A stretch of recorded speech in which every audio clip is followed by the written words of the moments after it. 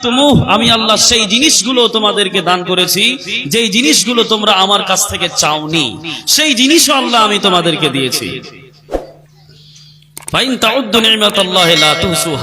আমি আল্লাহ আমার নিয়ামতগুলো যদি গণনা করতে শুরু করো, আদম সন্তান তোমাদের লাইফ গুজরে যাবে, শেষ হয়ে যাবে, কিন্তু আমার নিয়ামতগুলো কখনো তোমরা গুণে শেষ করতে পারবা না।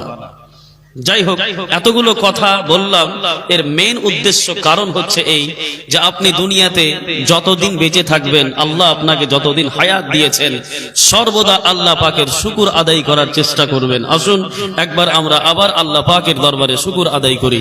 সবাই পড়েন আলহামদুলিল্লাহ, আলহামদুলিল্লাহ, জোরে পড়েন আলহামদুলিল্লাহ, আলহামদুলিল্লাহ, ইনশাআল্লাহ বলেন ইনশাআল্লাহ। শুকর আদায় করবেন, হাত উঠান, বলেন ইনশাআল্লাহ, ইনশাআল্লাহ। আবার ইনশাআল্লাহ কবে বলতে হয় এটাও জানা দরকার আছে, আর ইনশাআল্লাহ না বলে কি হবে এটাও জানার দরকার আছে। দেখেন, আপনি যদি শুকর আদায় না করেন, আলহামদুলিল্লাহ পড়লে আল্লাহ বলছেন যদি শুকর আদায় করো আমি আল্লাহ নিয়ামত গুলো বাড়িয়ে দিব।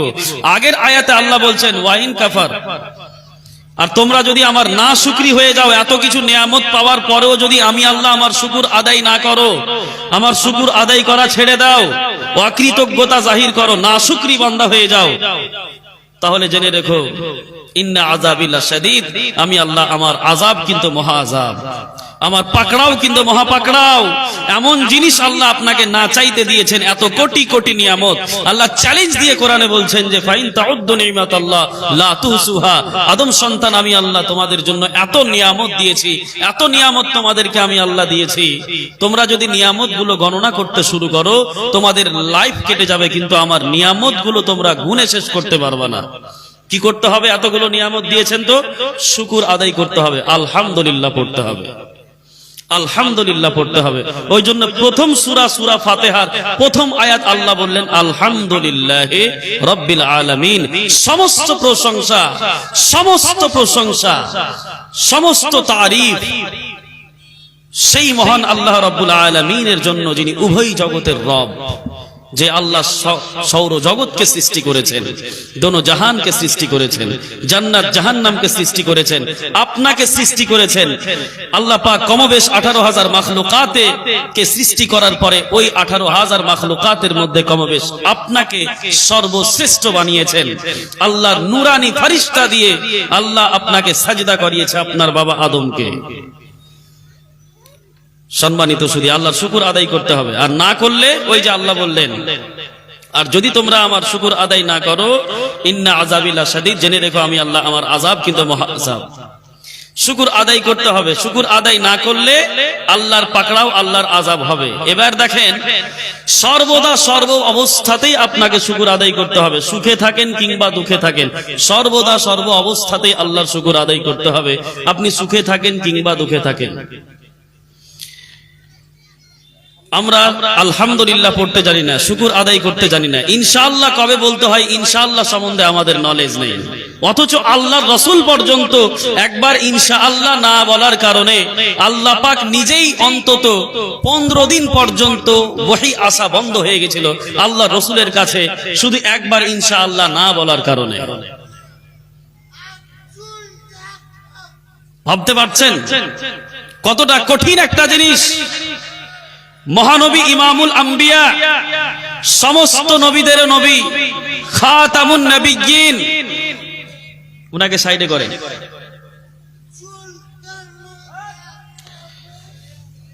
মহানবী সাল্লাল্লাহু আলাইহি ওয়াসাল্লাম বলেন তিনি সমস্ত নবীদের নবী, ইমামুল আম্বিয়া, খাতামুন নবিয়্যিন। এদিকে দেখেন, এদিকে তাকান, ওকে ছাড়েন,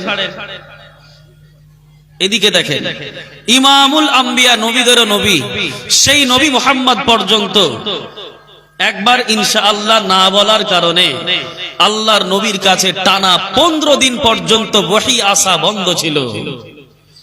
আপনি যদি ইনশাআল্লাহ না বলেন কোন কাজ করার পূর্বে, আপনার কাজটা হবে? এটা কি করে সম্ভব? আল্লাহর নবী পর্যন্ত ইনশাআল্লাহ না বললে এত বড় কঠিন, আল্লাহ পাক 15 দিন পর্যন্ত যদি ওহী বন্ধ করতে পারে, তাহলে আপনার মতো আমার মতো সাধারণ মুসলমান আমরা যদি কোনো কাজ করার পূর্বে যদি ইনশাআল্লাহ না বলি, তাহলে আমাদের কি অবস্থা হবে? এই ইনশাআল্লাহ না বলার কারণে আল্লাহর নবীর সাথে কি হয়েছিল অল্প স্বল্প 5 থেকে 10 মিনিট সময়ে আপনাদেরকে একবার ওয়াকিয়াটা শোনাই। একবার মন থেকে বলেন সুবহানাল্লাহ, হাত উঠিয়ে বলেন সুবহানাল্লাহ।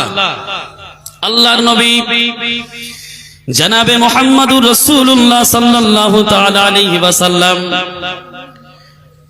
প্রথম ইসলামের দাওয়াত দিলেন মক্কার জমিনে। আল্লাহর নবী বললেন, ইয়া আইয়ুহান নাসুত্তাকু রাব্বাকুমুল্লাযী খালাকাকুম ওয়াল্লাযীনা মিন ক্বাবলিকুম।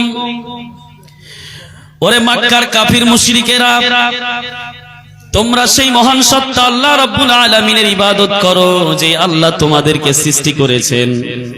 তোমাদের পূর্বে যারা এই দুনিয়াতে এসেছে সমস্ত মানুষকে যে আল্লাহ সৃষ্টি করেছেন, তোমাদেরকে যে আল্লাহ সৃষ্টি করেছেন, কিয়ামত পর্যন্ত যে আল্লাহ মানুষকে সৃষ্টি করবেন সে একত্ববাদী এক আল্লাহ রাব্বুল আলামিন, এক আল্লাহ পাকের ইবাদত করো। নিজে হাতে বানিয়ে মূর্তির পূজা করো না, বালের পূজা করো না, লাত ও উজ্জার পূজা করো না। যেই মহান সত্তা তোমাদেরকে সৃষ্টি করেছেন, যে আল্লাহ আসমান বানিয়েছেন, জমিন বানিয়েছেন, তোমাদেরকে সৃষ্টি করেছেন, সেই মহান সত্তা আল্লাহ রাব্বুল আলামিনের সামনে মাথা নত করো, সে আল্লাহ পাকের ইবাদত করো। মক্কার কাফির মুশরিকেরা বলল, মুহাম্মদ তুমি যদি সত্যিকারের নবী হয়ে থাকো, তুমি যদি সত্যিকারের রাসূল হয়ে থাকো, তাহলে আমরা তোমাকে 3টি প্রশ্ন করব। 3টি প্রশ্নের যদি তুমি উত্তর দিতে পারো মুহাম্মদ, তাহলে আমরা সকলেই তোমাকে নবী হিসাবে, রাসূল হিসাবে মেনে নিব। মক্কার কাফিরেরা বলল, নবী মুহাম্মদ তুমি যে নিজেকে নবী বলে দাবি করছো, রাসূল বলে দাবি করছো, আমাদের 3টি প্রশ্নের উত্তর যদি তুমি দিতে পারো, আমরা সকলেই এই মূর্তি পূজা ছেড়ে দিয়ে একত্ববাদী খোদা, যেই খোদার তুমি আমাদেরকে দাওয়াত দিচ্ছ, যেই খোদার দিকে তুমি আমাদেরকে ডাকছো, যেই আল্লাহর দিকে আমাদেরকে ডাকছো, আমরা সকলেই সেই আল্লাহর ইবাদত করব, মূর্তি পূজা ছেড়ে দিব, আর তোমাকে নবী এবং রাসূল হিসাবে আমরা মেনে নিব। তবে মুহাম্মদ তোমাকে 3টি প্রশ্নের উত্তর দিতে হবে। কয়টি প্রশ্নের উত্তর? আপনারা এত দূরে বসেছেন যে কথা বলবো একটু, সেটাও মানে উপায় নেই। অন্তত কিছু লোক তো সামনে বসতে হয়েছে।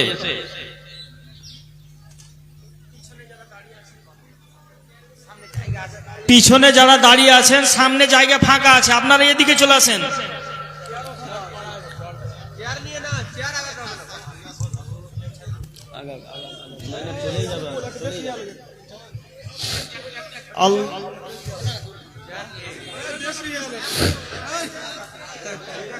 আরে না না, এই রাস্তা আছে তো, চলে যাবে, আরামে যাবে, পিছন দিক দিয়ে যাবে। হ্যাঁ, বসে যান। আলহামদুলিল্লাহ, সুবহানাল্লাহ। যাক, সম্বলপুরের লোক, আলহামদুলিল্লাহ, খুব ভালো, আপনারা খুবই ভালো। সামনের যে মিডিলে ফাঁকা জায়গাটা আছে, এই জায়গাটা পূরণ করলেন। আপনারাও চলে আসেন, আপনারাও এগিয়ে চলে আসেন। সামনে খালি চেয়ারগুলো আছে, এগুলো পূর্ণ করলেন। যাক, আলহামদুলিল্লাহ। শুনেন, মন দিয়ে শুনেন। আমি যতক্ষণ আপনার সামনে কথা বলবো, আমি চেষ্টা করব যথাযথভাবে শুধু কোরআন এবং হাদিসের কথা বলার। আমি আমার বক্তব্য টপিকের দিকে যাব, যেহেতু এখন আমার বক্তব্য হবে, আর ইনশাআল্লাহ আল্লাহ চাইলে হয়তো মাগরিবের পরেও 1-1.5 ঘন্টা বক্তব্য হবে, যার কারণে কিছু জরুরি বিষয় যেগুলো, সেগুলোকে আপনাকে মাগরিবের আগে শুনতে হবে। টপিকে কথা বলবো, আমি অবশ্যই বলবো। তো নবী মুহাম্মদ সাল্লাল্লাহু আলাইহি ওয়াসাল্লামকে মক্কার কাফির মুশরিকেরা বলল, মুহাম্মদ তুমি যদি সত্যিকারের নবী এবং রাসূল হয়ে থাকো, আমাদের 3টি প্রশ্নের উত্তর দাও, আমরা সকলেই তোমার হাতে মুসলমান হয়ে যাব। 3টি প্রশ্ন কি ছিল? 1 নম্বর প্রশ্ন, মক্কার কাফিরেরা বলল, মুহাম্মদ তুমি যদি সত্যিকারের নবী হয়ে থাকো, তাহলে বলো মান হুয়া যুলকারনাইন।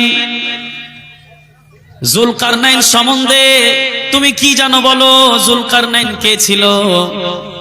কারণ মক্কার কাফির মুশরিকেরা জানতো এই দুনিয়ার জমিনে দুনিয়ার জমিনে যেই লোকটা নবী হবে, যেই লোকটা রসুল হবে, সেই লোকটাই জুলকারনাইন সম্বন্ধে বলতে পারবে।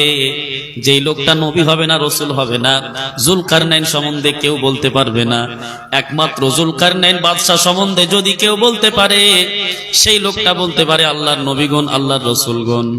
মক্কার কাফিরেরা জানতো। তো নবী মুহাম্মদ সাল্লাল্লাহু আলাইহি সাল্লামকে জিজ্ঞাসা করলেন মক্কার কাফের মুশরিকেরা, মুহাম্মদ বলো জুলকারনাইন কে ছিল? জুলকারনাইন, আপনি পবিত্র কোরআনুল কারীম যদি আপনি পড়েন 15 পারাতে আপনি পাবেন সূরাতুল কাহফ। ওই সূরাতুল কাহফের মধ্যে এই জিনিসগুলো আপনি পেয়ে যাবেন যে মক্কার কাফিরেরা আল্লাহর রাসূল সাল্লাল্লাহু আলাইহি ওয়াসাল্লামকে জুলকারনাইন সম্বন্ধে প্রশ্ন করেছিলেন। যেই কথাটা আল্লাহ কোরআনে বলছেন ইয়াসআলুনাকা আন জিলকারনাইন, এ নবী এই মক্কার কাফিরেরা মুশরিকেরা আপনাকে জুলকারনাইন বাদশা সম্বন্ধে জিজ্ঞাসা করে। এবার জুলকারনাইন কে ছিল আপনাকে আমি শর্টে বলে দিই, একটু খালি 1 সেকেন্ডে। জুলকারনাইন এই দুনিয়ার জমিনে 4 জন বাদশা এসেছে যারা সারা পৃথিবীতে নেতৃত্ব করেছেন। সারা পৃথিবীতে যাদের রাজত্ব কায়েম ছিল, 4 জন বাদশার মধ্যে 2 জন বাদশা হচ্ছে মুসলিম এবং 2 জন বাদশা হচ্ছে কাফির। 2 জন বাদশা যারা সারা পৃথিবীকে রুল করেছেন, তাদের মধ্যে 1 নাম্বার হচ্ছেন নবী পয়গম্বর হযরতে সুলাইমান আলাইহিস সালাম। মনে থাকবে, যিনারা সারা পৃথিবীকে লিড করেছেন। দ্বিতীয় নাম্বার জুলকারনাইন, ইনার ব্যাপারে বলা হয়েছে ইনি কোনো নবী ছিলেন না। বেশিরভাগ মুহাদ্দিসিন মুফাসসিরিন এই কথাই বলেছেন যে জুলকারনাইন একজন সাধারণ মানুষ ছিলেন, কামিল মুমিন ছিলেন। আপনি সূরাতুল কাহফ যদি কোরআন পড়েন, তাফসিরে ইবনে কাসির যদি তাফসির গ্রন্থগুলো আপনি পড়েন, তাহলে সেখানে আপনি পেয়ে যাবেন যে জুলকারনাইন কোনো নবী রাসূল ছিলেন না, তিনি একজন সাধারণ মানুষ ছিলেন। তবে আল্লাহ ভীরু একজন লোক ছিলেন। উনার আল্লাহর সাথে সম্পর্ক ভালো ছিল, আল্লাহর ইবাদত করতেন, ইবাদত রিয়াজত করে আল্লাহকে তিনি রাজি করেছিলেন। যাই হোক, সাধারণ একজন বাদশা ছিলেন, তিনি সাধারণ মানুষ ছিলেন কিন্তু বাদশা ছিলেন।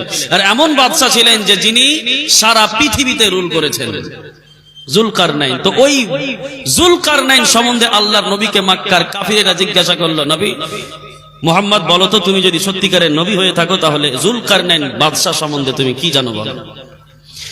দ্বিতীয় নাম্বার প্রশ্ন ছিল, আল্লাহ রাব্বুল আলামিন বলেন ইয়াসআলুনাকা আনির রূহ, মক্কার কাফির মুশরিকেরা হে নবী আপনাকে রূহ সম্বন্ধে জিজ্ঞাসা করে। মক্কার কাফির মুশরিকেরাও এই জিনিসটা জানতো, যেই লোকটা নবুয়তের দাওয়া করবে, যেই লোকটা নবী হবে, যেই লোকটা রাসূল হবে, সেই লোকটাই বলতে পারবে মানুষের মধ্যে রূহ কি জিনিস। রূহ আপনার মধ্যে আছে বলে আপনি বেঁচে আছেন, রূহ এখনই বেরিয়ে গেলে আপনি মরে যাবেন, লাশ। তো এই রূহ কি জিনিস বলো মুহাম্মদ। রব্বুল আলামিন বললেন ইয়াসআলুনাকা আনির রূহ, হে নবী আপনাকে এই মক্কার কাফির মুশরিকেরা রূহ সম্বন্ধে প্রশ্ন করে। কুল হুয়া মিন আমরি রাব্বি, হে নবী আপনি বলে দেন রূহটা হচ্ছে আল্লাহর তরফ থেকে একটা আদেশ। রূহ হচ্ছে আল্লাহর তরফ থেকে আল্লাহর আদেশ। আচ্ছা বলেন তো, আদেশকে কখনো ছোঁয়া যাবে? আদেশ, আমি আপনাকে বললাম আপনি আমাকে এক গ্লাস জল দেন, এই যে আদেশ করলাম, বা আপনাকে বললাম আপনি বসে যান, এই যে আদেশ করলাম, আদেশটা কি দেখা যাবে চোখে? আদেশকে কি ছোঁয়া যাবে? আদেশের সাথে কথা বলা যাবে? কেন? ইনফিনিট চিজ, কিছু কিছু জিনিস আছে যে জিনিসগুলো আছে অস্তিত্ব, জিনিসটার অস্তিত্ব আছে কিন্তু সেটাকে আমরা ছুঁতে পারবো না, সেটাকে আমরা দেখতে পারবো না, সেটাকে আমরা অনুভব করতে পারবো না। অনুভব করতে পারবো, সেটাকে আমরা কথা বলতে পারবো না, ছুঁতে পারবো না, দেখতে পারবো না, তার সাথে কথা বলতে পারবো না। যেমন শুধু রূহ বলেই না, এই যে বাতাস, হাওয়া আছে না, হাওয়া না থাকলে মানুষ, হাওয়া না থাকলে ধুলা উড়ে কিভাবে? হাওয়া, বাতাস আছে কিন্তু বলেন তো আজ পর্যন্ত দুনিয়াতে কোনো মানুষ বলতে পারবে যে আমি হাওয়াকে দেখেছি, হাওয়ার এই কালার? কেউ দেখেছে হাওয়াকে? হাওয়ার সাথে কোনো মানুষ আজ পর্যন্ত কথা বলেছে? বলেন না। অথচ হাওয়ার অস্তিত্ব আছে কিনা বলেন তো? হাওয়ার অস্তিত্ব আছে না? অনেক জিনিস দুনিয়াতে এমনও আছে যে জিনিসগুলোর অস্তিত্ব তো আছে, বাট আমরা সেটাকে গেস করতে পারছি না, ওই ক্ষমতা আমাদের নেই। তো এই মক্কার কাফির মুশরিকেরা নবী মুহাম্মদকে জিজ্ঞাসা করলেন, হে নবী মুহাম্মদ বলো তো, তুমি নবী হয়ে থাকলে রূহ কাকে বলে? আল্লাহ পাক উত্তর দিয়ে কোরআনে বলেছিলেন, কুলির রূহ মিন আমরি রাব্বি, সূরা কাহফে আল্লাহ বর্ণনা দিয়েছেন, হে নবী আপনি বলেন যে রূহ হচ্ছে আল্লাহর তরফ থেকে আল্লাহর আদেশ। এই যে আমরা বলি না যে আল্লাহর হুকুম হলে এই কাজটা করব, আল্লাহর হুকুম হলে খাবো, আল্লাহর হুকুম হলে ঘুমাবো, আল্লাহর হুকুম হলে সেখানে যাব, বলি না হুকুম? তো এই হুকুম মানে হচ্ছে কি, এই হুকুমটাকে কোরআনে আল্লাহ বলেছেন কুলির রূহ মিন আমরি রাব্বি, হে নবী আপনি বলেন এই রূহটা হচ্ছে আল্লাহর আদেশ, রূহটা হচ্ছে আল্লাহর আদেশ। দ্বিতীয় প্রশ্ন ছিল। তৃতীয় নাম্বার প্রশ্ন কাফির মুশরিকের ছিল, ইয়াসআলুনাকা আন আসহাবিল কাহফ, হে নবী মক্কার কাফির মুশরিকেরা আপনাকে জিজ্ঞাসা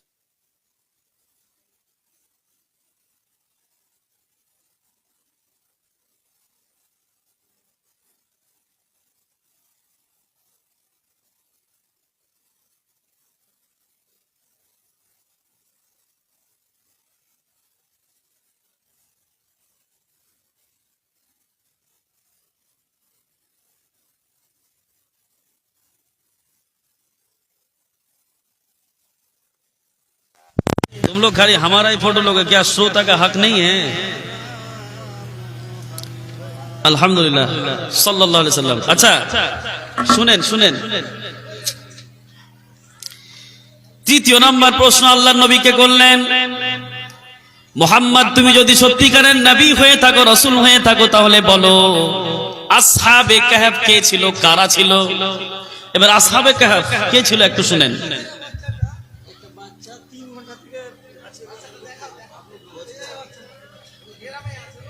আচ্ছা বাচ্চাটা মানে পাওয়া গেছে নাকি কারো? স্টেজে একটা বাচ্চা আছে, প্রায় 3 ঘন্টা থেকে এখানে আছে, যার বাচ্চা আছে এখান থেকে এসে নিয়ে যান। মহা মুশকিল ব্যাপার। আর একটা এখানে একটা চাবি আছে, কাউরি যদি চাবি হারিয়ে থাকে এখানে আছে, স্টেজে এসে নিয়ে যাবেন। মা বোনেরা বাচ্চাদের খেয়াল রাখবেন। 3 ঘন্টা ধরে আপনার বাচ্চা নেই মানে এটা কি করে সম্ভব? খেয়াল রাখতে হবে আপনাকে। যাই হোক, আল্লাহ রাসূল সাল্লাল্লাহু আলাইহি সাল্লামকে এদিকে তাকান, এদিকে দেখেন,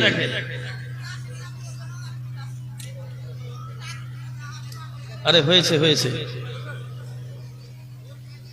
এদিকে তাকান, এদিকে দেখেন, ছাড়েন ওটা, হয়ে গেছে হয়ে গেছে।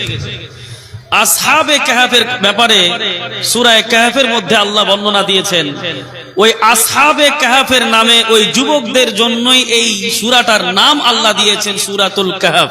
কাহফ মানে হচ্ছে গর্ত, কাহফ মানে হচ্ছে গুহা, গুফা। এই আসহাবে কাহফকে আসহাবে কাহফ কেন বলা হয় এবং এই সূরাটার নাম সূরাতুল কাহফ কেন রাখা হলো? আজ থেকে হাজার হাজার বছর পূর্বে একজন জালিম ও জাবির কাফির ও মুশরিক বাদশা ছিল, যেই বাদশা যদি জানতে পারতো যে আমার রাজত্বের, আমার কিংডমের মধ্যে, আমার প্রজাদের মধ্যে বা আমার দেশের মধ্যে কোনো মানুষ একত্ববাদী খোদা, একত্ববাদী আল্লাহর উপরে ঈমান নিয়ে এসেছে, যদি বাদশা শুনতে পেত এই কথাটা, তাহলে সাথে সাথে তাকে হত্যা করে দেওয়া হতো।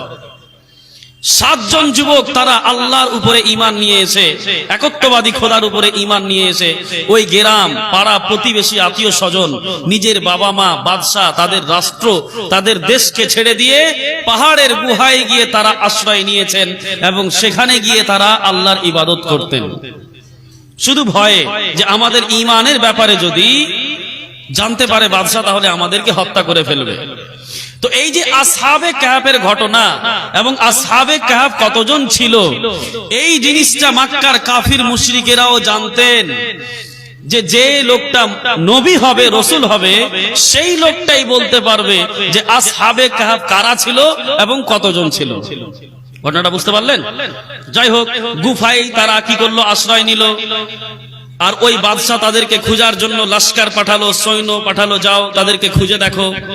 কিন্তু তারা পাহাড়ের এমন একটা গুহায় আশ্রয় নিয়েছিল, যখন ওই সৈন্যরা তাদেরকে খোঁজাখুঁজি করতে লাগলো ওই পাহাড়ের আশেপাশে, তখন ওই জায়গাতে একটা কুকুর নিজের হাত পা বিছিয়ে এই মতো করে ওই গর্তের সামনে এই মতো শুয়েছিল, যার ভয়ে ওই বাদশার সৈন্যরা গর্তের মধ্যে ঢুকতে পারেনি। ওই কুকুরটার নাম হচ্ছে কিতমির, যার ব্যাপারে কোরআনের মধ্যে এসেছে ওই কুকুরটা জান্নাতে যাবে। কুকুর যদি কুকুরের মতো হয়, কুকুরও জান্নাতে যাবে, তবে আজকের ডেটের না। ওই একটাই কুকুর জান্নাতে যাবে, কিতমির, যার ব্যাপারে আল্লাহ কোরআনে বর্ণনা দিয়েছেন, সূরা কাহফে যার নাম এসেছে।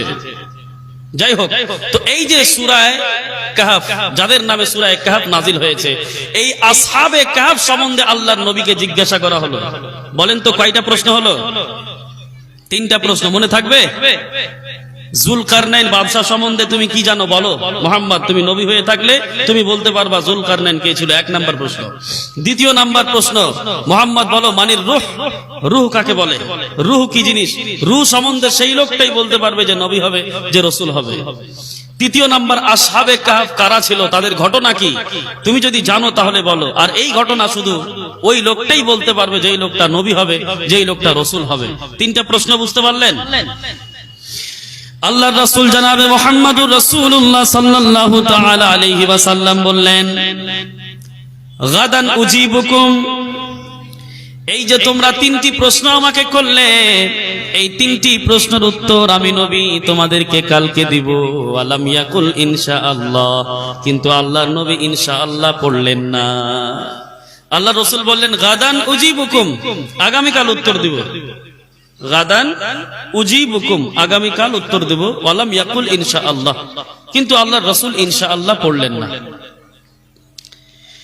বাড়ি গেলেন। পরের দিনে আল্লাহর রাসূল সাল্লাল্লাহু তাআলা আলাইহি ওয়াসাল্লাম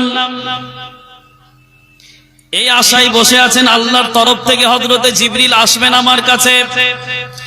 আল্লাহ রাব্বুল আলামিন ওহী দ্বারা আমাকে বলে দিবেন, জুলকারনাইন বাদশা সম্বন্ধে আমাকে জানিয়ে দিবেন, রূহ সম্বন্ধে আমাকে জানিয়ে দিবেন, আসহাবে কাহফ সম্বন্ধে আল্লাহ আমাকে জানাবেন। আমি মক্কার কাফির মুশরিকদেরকে বলবো, মক্কার কাফির মুশরিকেরা সবাই 3টি প্রশ্নের উত্তর পেয়ে আমি নবী মুহাম্মাদের উপরে তারা ঈমান নিয়ে আসবে। আল্লাহর নবী এই চিন্তায় আছেন। কিন্তু সময় কাটতে থাকলো, সারাটা দিন কেটে গেল, আল্লাহর তরফ থেকে হযরতে জিবরিলের নাজিল হলেন না, আল্লাহর নবীর কাছে ওহী নাজিল হলো না। 1 দিন কেটে গেল, 2 দিন কেটে গেল, 3 দিন কেটে গেল, 4 দিন কেটে গেল, 5 দিন কেটে গেল, টানা 10 দিন কেটে গেল। এদিকে মক্কার কাফির মুশরিকেরা বলে, দেখো মুহাম্মদ সত্যিকারের নবী নাই, নাউযুবিল্লাহি মিন যালিক। তিনি যদি সত্যিকারের নবী হয়ে থাকতেন, রাসূল হয়ে থাকতেন, তাহলে 3টি প্রশ্নের উত্তর তিনি পরের দিনে দিতে চেয়েছেন। আজকে 10 দিন হয়ে গেল, উত্তর আসেনি। বুঝতে পারছেন? টানা 15 দিন কেটে গেল।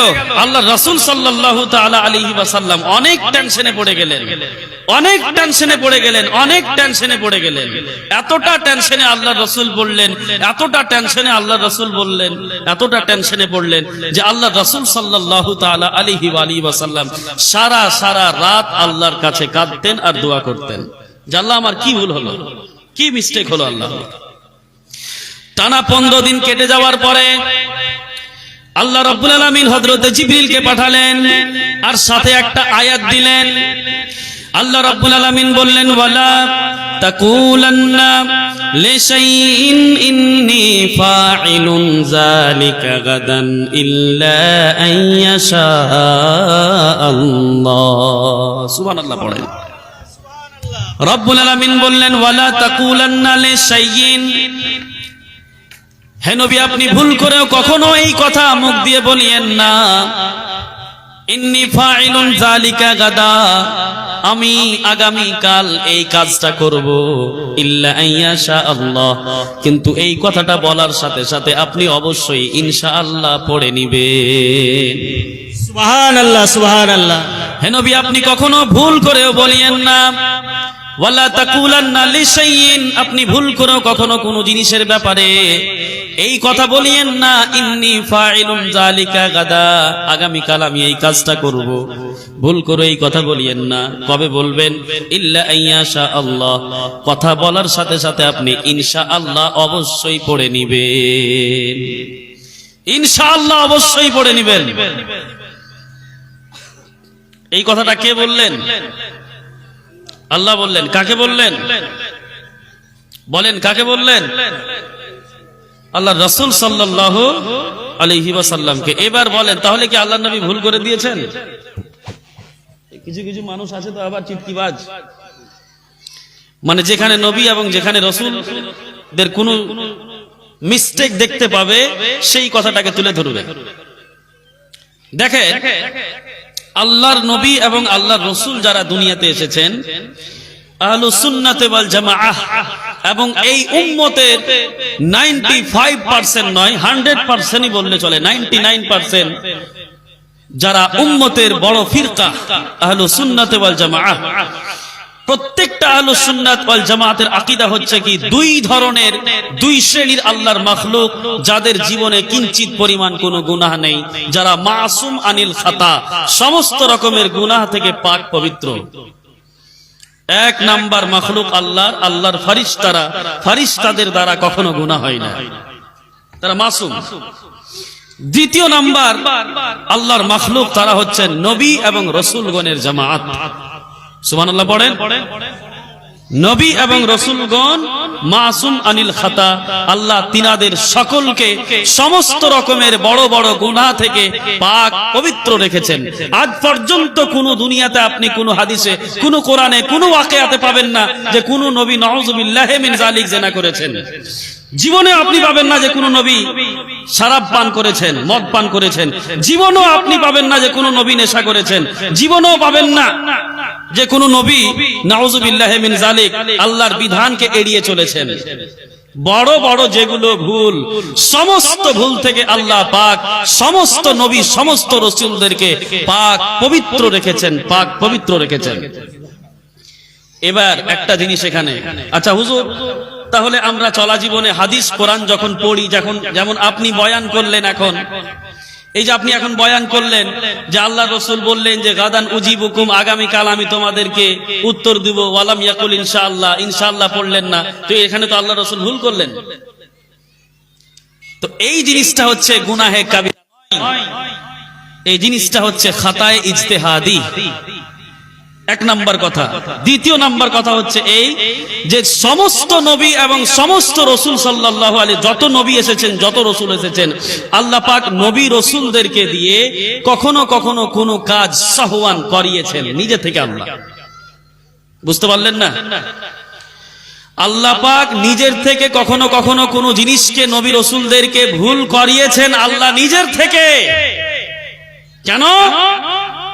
শুধু এই কারণে যে হে নবী, ওই ভুলটা যদি আপনার দ্বারাই হয়, ছোট্ট একটা মিস্টেক, তো আপনার যখন সংশোধনের ব্যাপারে আমি কোরআনের আয়াত নাজিল করব বা শরীয়তের যখন বিধান নাজিল করব ওই সম্বন্ধে, ওটা কিয়ামত পর্যন্ত প্রত্যেকটা মানুষের কাছে ওই বার্তাটা পৌঁছে যাবে। কিয়ামত পর্যন্ত মানুষ সেটার শিক্ষা পেয়ে যাবে। সেদিন যদি আল্লাহর রাসূল ইনশাআল্লাহ বলে নিতেন, তাহলে আমরা ইনশাআল্লাহ বলার যে কতটা ইম্পর্টেন্ট ইসলামের মধ্যে, এবং ইনশাআল্লাহ না বললে যে কত বড় কি হতে পারে, ওই জিনিসটাকে আমরা জানতে পারতাম। বলেন, একটু জানতে পারতাম। আচ্ছা, আম্মা আয়েশা রাদিয়াল্লাহু তাআলা আনহার হার হারিয়েছিল না? সমস্ত সাহাবায়ে কেরাম, প্রায় ১৫০০-এর কাছাকাছি সাহাবা, বা ইখতিলাফে রিওয়ায়াত ৭৫০ জন সাহাবাকে নিয়ে আল্লাহর রাসূল জাং থেকে ফিরে আসছেন, মা আয়েশার হার হারিয়ে গেল। আচ্ছা, আল্লাহ এটা কখনো চান যে সমস্ত সাহাবায়ে কেরাম ৭৫০ জন সাহাবা, যেখানে আল্লাহর রাসূল আছেন, যেখানে আবু বকর, ওমর, আলী, উসমান আছেন এবং আম্মা আয়েশা আছেন, এতজন সাহাবায়ে কেরামের যোহর, কি বলে যে আসর, মাগরিব, এশা পর্যন্ত ৩ ওয়াক্তের নামাজ যেই জায়গাতে আপনার চলে যাচ্ছে, সেই জায়গাতে আল্লাহ চাইলে বলতে পারতেন না যে হাড়টা উটের পেটের নিচে আছে? বলতে পারতেন কিনা যে হে নবী, আপনার উট যেখানে বসে আছে, উটের পেটের নিচে আয়েশার হার আছে? আল্লাহ বলতে পারতেন তো? আল্লাহ বললেন না কেন?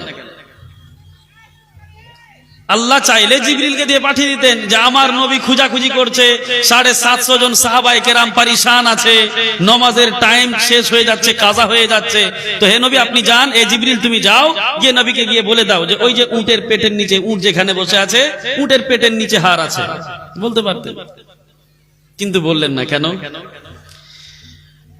কারণ হচ্ছে এই যে আল্লাহ রাসূল সেদিন 750 জন সাহাবায়ে কেরামকে নিয়ে এমন একটা জায়গাতে ছিলেন যেই জায়গাতে 1.5 কিলোমিটার পর্যন্ত সামনে ডান দিকে বাঁ দিকে 1.5 কিলোমিটারের দূরত্ব পর্যন্ত আশেপাশে কোনো পানি ছিল না, জল ছিল না।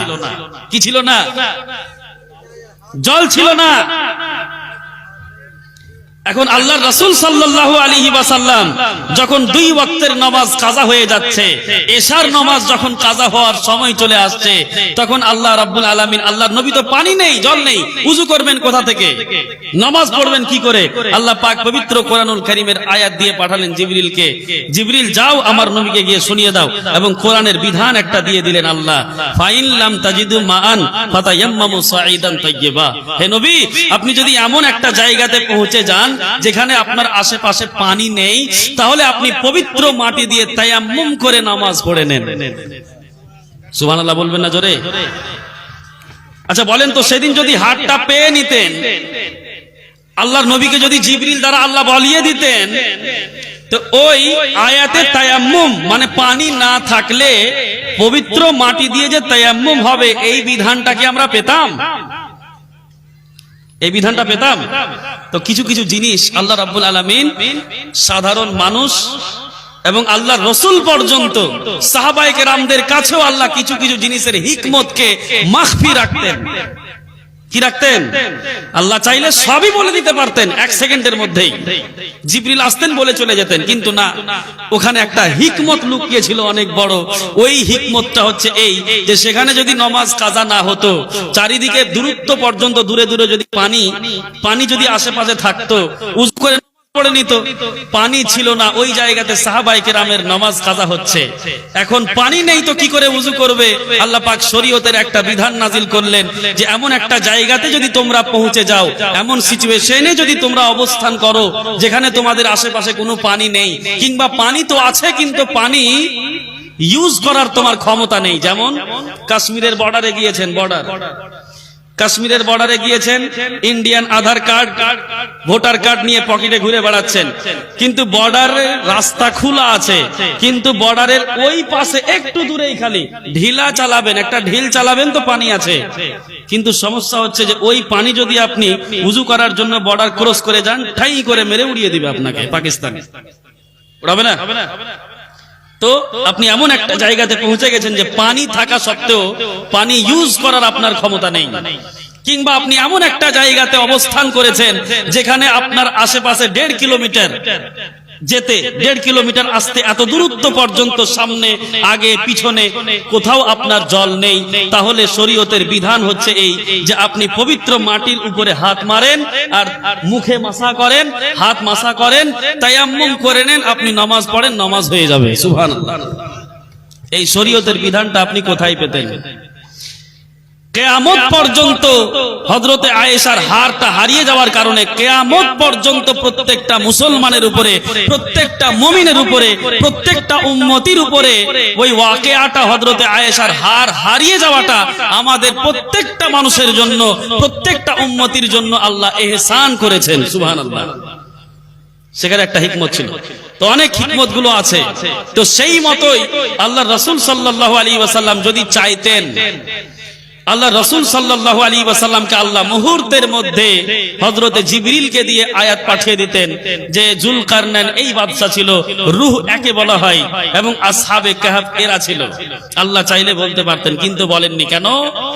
সেদিন যদি বলে দিতেন, তাহলে এই যে আয়াত আমরা সূরা কাহফের মধ্যে পাচ্ছি, ওয়ালা তাকুলান্না লিশাইইন ইন্নী ফাইলুন যালিকা গাদান ইল্লা আইয়াশা আল্লাহ, হে নবী আপনি ভবিষ্যতে যখনই কোনো কাজ করার প্রমিস করবেন, প্রতিজ্ঞা করবেন, মনস্থ করবেন যে আগামীকাল আপনি মালদা যাবেন, আগামীকাল আপনি মেয়ের বাড়ি ঘুরতে যাবেন, আগামীকাল আপনি ইন্টারভিউ দিতে যাবেন, আগামীকাল আপনি এই কাজ করতে যাবেন, আগামীকাল আপনি ঈদের নামাজ পড়তে যাবেন, ভবিষ্যতে যখনই আপনি কোনো জিনিসের প্রমিস নিবেন নিজে নিজে, ওই ভবিষ্যতে যখনই কোনো জিনিসের প্রমিস নিবেন, প্রতিজ্ঞা নিবেন, ওই প্রতিজ্ঞা নেওয়ার সাথে সাথে আপনি অবশ্যই ইনশাআল্লাহ বলে নিবেন। কি বলে নিবেন? হাদিসের মধ্যে এসেছে, আল্লাহ রাসূল বলেন, যখন কোনো বান্দায়ে মুমিন আগামীকাল ভবিষ্যতে কোনো কাজ এখনো করেনি, কালকে এই কাজটা করব, ইন্নী ফাইলুন যালিকা গাদা, আগামীকাল আমি এই কাজটা করব, এই কথা বলার সাথে সাথে যখন কোনো বান্দায়ে মুমিন ইনশাআল্লাহ পড়ে নেয়, আল্লাহর উপরে যদি সেই কাজটাকে ছেড়ে দেয়, আল্লাহ রাব্বুল আলামিন ফেরেশতাদেরকে বলে, ফেরেশতারা আমার এই বান্দা কাজটা কবে করবে? অথচ আল্লাহ জানে। ফেরেশতারা বলবেন, রব্বুল আলামিন তোমার এই বান্দা এই কাজটা কালকে করবে, আগামীকাল। আল্লাহ পাক বলবেন, আগামীকাল কাজটা করবে, কাজটার দায়িত্ব বান্দা আমার উপরে দিয়ে দিয়েছে। ফেরেশতারা রে তোমরা সবাই সাক্ষী থাকো, আগামীকাল যখন আমার বান্দা এই কাজটা করবে, সেই কাজটাকে পরিপূর্ণভাবে করে দেওয়ার দায়িত্ব আমি আল্লাহ নিজের উপরে ওয়াজিব করে নিলাম। সুবহানাল্লাহ। আল্লাহ বলেন ফেরেশতাদেরকে যে বান্দা এখনো কাজ করেনি, আগামীকাল করবে, আগামীকাল আপনি ইন্টারভিউ দিতে যাবেন, আর আজকে বললেন ইনশাআল্লাহ আগামীকাল আমি ইন্টারভিউ দিতে যাব কলকাতা। আল্লাহ পাক বলছেন, বান্দা তোমার আমার প্রতি এতটা বড় ঈমান, এত ভালো ঈমান, এত সুন্দর আকীদা, বান্দা তুমি আমাকে দেখোনি, তারপরেও আগামীকাল যেই কাজটা করবা সেই কাজটা তুমি আগামীকাল করবা, আর আমার উপরে ছেড়ে দিয়েছো। তাহলে বান্দা তোমার যখন এত বিশ্বাস, মাশাআল্লাহ আলহামদুলিল্লাহ, কবুল করুন। আল্লাহ বলেন, বান্দা আগামীকাল তুমি কাজটা করবা, তোমার যখন এত বিশ্বাস আমার প্রতি, তুমি আমার নাম নিয়ে ওই কাজটাকে আমার সাথে যুক্ত করে দিয়েছো, তো এই ফেরেশতারা তোমরা সাক্ষী থেকো, আগামীকাল আমার এই বান্দার করে দেওয়ার দায়িত্ব, কাজটা পরিপূর্ণভাবে করে দেওয়ার দায়িত্ব আমি আল্লাহ নিজের উপরে ওয়াজিব করে নিলাম। জোরে সুবহানাল্লাহ বলেন।